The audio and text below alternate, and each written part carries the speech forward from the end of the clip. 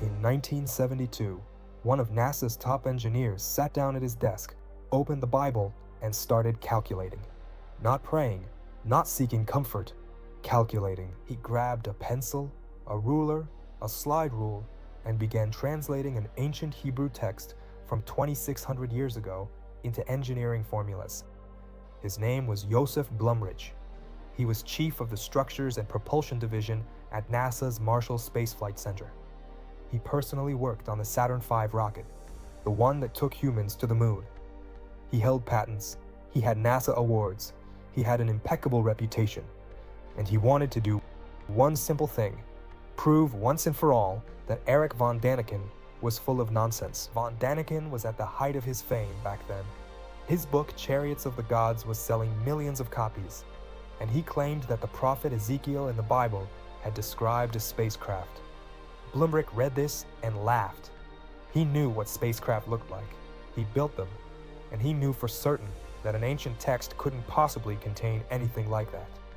What happened next changed his life, and if you watch until the end, it might just change your understanding of what we actually know about our past.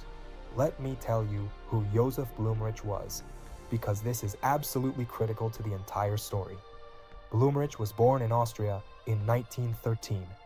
He received classical engineering training in Europe. After the war, he emigrated to America and joined NASA. Not in some junior position, he headed the division responsible for the structural integrity of spacecraft. Think about the scale of that responsibility. If he made a mistake in his calculations, astronauts would die. The rocket would explode. Mission failed. This is not a man who deals in fantasies. This is a man for whom every single number is a matter of life and death.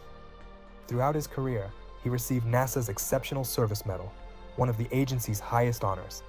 He held patents for various engineering solutions. And this man, not a mystic, not an occultist, not a sensation seeker, this man picks up the Bible and says, "Now I'm going to show that von Däniken is a fraud." Why does this matter? Because if some blogger or science fiction writer had proposed this theory, we'd laugh and forget about it. But when an engineer who built lunar rockets tells you, "I checked, and it works," you have to at least listen. And I want to emphasize one detail. Blumrich was not looking for confirmation of ancient astronaut theory. He was looking for refutation. He started his work as a skeptic. He was on your side, on the side of those who say, "This is nonsense, prove it." He tried to prove otherwise, and he couldn't. Now let's look at the actual text. The book of the prophet Ezekiel, chapter 1, 6th century BCE. Ezekiel, a priest taken captive to Babylon. He's about 30 years old, and here's what he writes. "I looked, and I saw a windstorm coming out of the north, an immense cloud with flashing lightning and surrounded by brilliant light." Okay, so far this sounds like a typical religious vision, right? A prophet witnessed a divine manifestation, beautiful metaphors, all standard stuff. But then things get strange. The center of the fire looked like glowing metal, and in the fire was what looked like 4 living creatures. In appearance, their form was human, but each of them had 4 faces and 4 wings.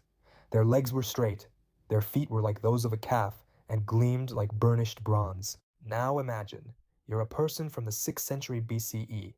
You don't have the word landing gear. You don't have the word support strut. You don't have the word hydraulic mechanism. How would you describe something mechanical that you'd never seen before?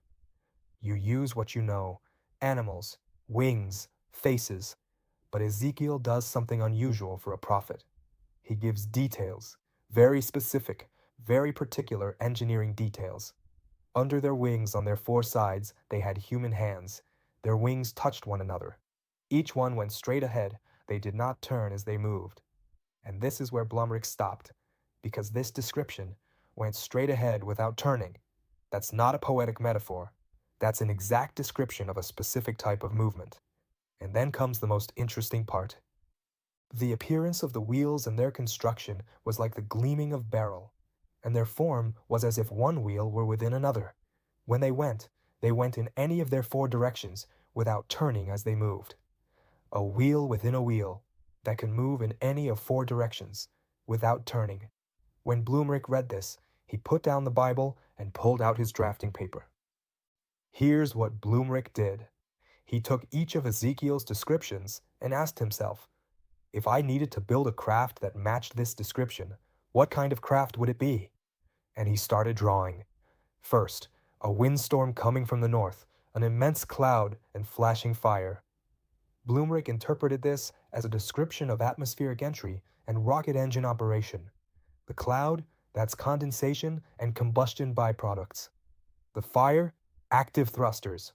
The wind, the shock wave during descent. To a person from the 6th century BCE, this is exactly what it would look like. Second, 4 living creatures with 4 faces. Blumrich proposed these were 4 landing legs, the craft's supports. Each leg had a complex shape that Ezekiel could have interpreted as faces, different surfaces and structural elements seen from different angles. Third, wings that touched one another. These, according to Blumrich's calculations, were rotor blades, like a helicopter. 4 sets of blades, one on each support leg. When rotating, they would touch, overlap at their highest point. Fourth, straight legs, like a calf's foot, gleaming like bronze. Straight landing struts with wide support pads, made of metal. And fifth, the most astonishing of all, those wheels. A wheel within a wheel, moving in 4 directions without turning. Blumrich, an engineer with decades of experience, a man who designed components for lunar rockets, looked at this description and realized that Ezekiel was describing a wheel that didn't exist in mass production in 1972. This is a wheel that can roll in any direction without rotating its base. Today we call it an omniwheel or omnidirectional wheel. The principle, the main wheel consists of many small rollers arranged around its circumference at an angle. This allows movement in any direction. Blumrich didn't just describe it, he designed it, and he received a patent. United States patent number 3,789,407, issued February 5, 1974. Think about this. A NASA engineer, trying to debunk a biblical description, instead invented a new type of wheel, inspired by a text that's 2,600 years old. This isn't fiction. This is documentation. The patent can be found in the U.S. Patent Office database. Blumrich's book, The Spaceships of Ezekiel, was published by Bantam Books in 1974. But Blumrich didn't stop at the wheels. He went further. He reconstructed the entire craft. According to his calculations, the ship described by Ezekiel had the following characteristics. Total weight, approximately 90 tons. Conical body, 4 sets of foldable rotor blades for atmospheric flight. A rocket engine at the bottom for primary thrust, and 4 omnidirectional wheels for ground movement after landing. Blumrich claimed that such a craft would be technically feasible, not with our technology from the 70s, but with the technology of a more advanced civilization. Absolutely. And here's what amazes me most. Ezekiel doesn't describe just one visit. He describes several. In different chapters of his book, he records repeated appearances of this object, and the descriptions are consistent. The details match, the construction is the same, the craft's behavior is logical. If this were a hallucination, why would it be so consistent? If this were a metaphor, why such a level of technical detail? What prophet would bother inventing creatures with legs gleaming like polished bronze, with flat feet like a calf's? This isn't the language of a mystic. This is the language of an observer trying to describe something for which he has no words. Now, I'd be dishonest with you if I didn't say the following. Blumrich's theory is not proof of ancient contact. It's an interpretation. There are scholars and biblical experts who disagree with it. They say Blumrich fitted engineering solutions to the text, not the other way around. That he saw in the descriptions what he wanted to see, or rather, what he was trained to see as an engineer. And that's fair criticism. I'm not asking you to believe. I'm asking you to think. But here's what's impossible to deny. The description of a wheel within a wheel that moves in any direction. That's a real engineering concept. It works. It's patented. It's used today in robotics, in warehouse logistics, in manufacturing. And it was described 2,600 years before anyone on Earth could have invented it. You can argue about the spaceship. You can argue about aliens. But how do you explain the wheel? A random coincidence? Maybe. But what are the odds that a prophet in the 6th century BCE would randomly describe a mechanism that wouldn't be invented until the 20th century?